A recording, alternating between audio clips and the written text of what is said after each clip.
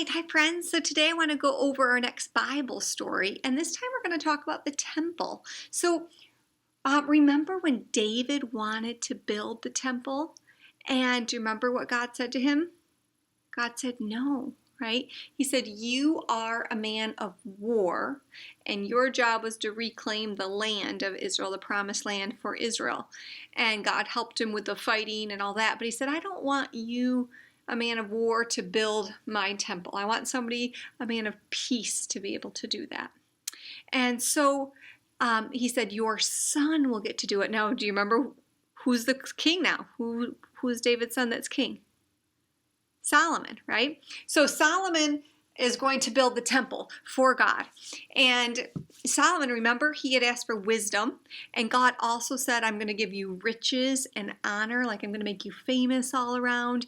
And I'm going to give you lots of money and gold and jewels, and people are going to send you things." And so Solomon used those riches. He used that the gold and the silver and some of the jewels and some of the wood and things that people sent him and that he had, and he gave it to God for building the temple.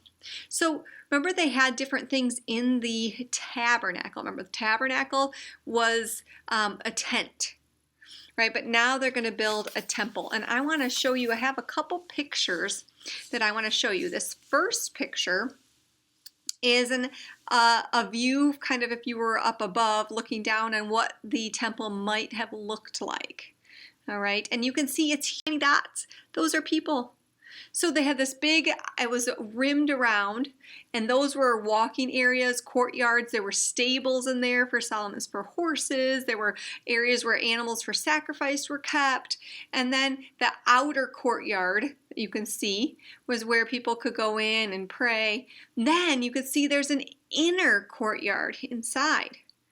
Right, and so that's where they would have like the wash basin and the altar for the sacrifices, and the priests could go into there. Now this next picture shows you a little more close up. I draw the wash basin really simply on the board, right? But that's just really cool. Look at how that would have looked with made of bronze and with the bowls, and it was just really cool looking.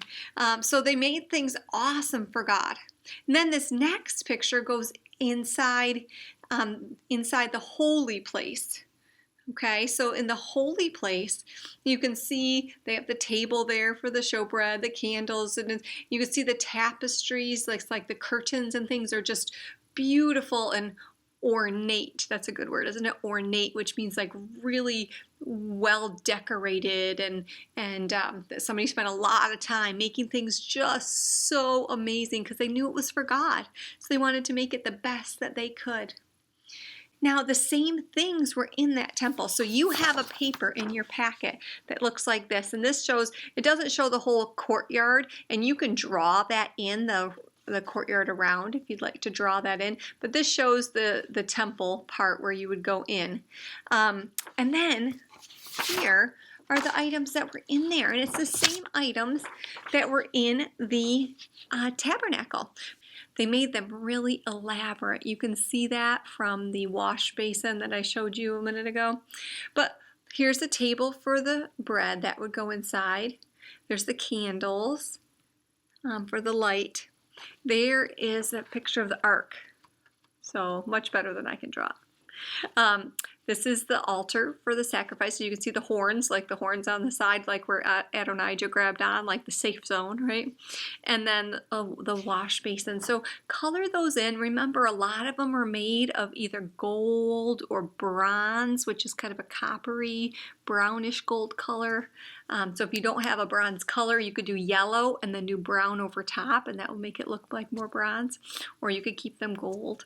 And then you can cut these out and then glue them around your page here, okay, to make those parts of the temple where they were. Now, the sad thing is that Solomon's temple is not standing anymore. So it got knocked down. We'll talk about that more in a few weeks. But it got knocked down when the Babylonians came in, and they knocked that down and took some of the items from the tabernacle, or from the temple. So the temple did get rebuilt later on, and it wasn't quite as beautiful as what Solomon had built. That was like the most beautiful temple. But part of the rebuilt temple, the temple has gotten knocked down again.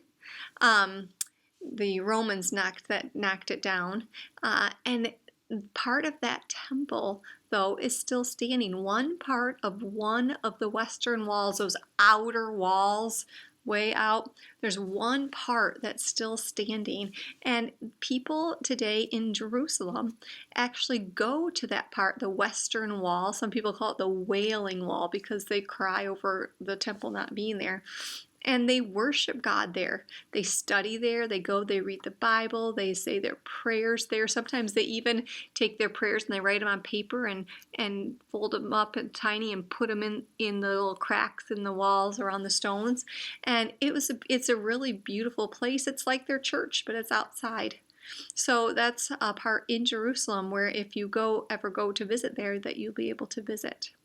So that is the story of the temple. And we'll talk more about Solomon next time.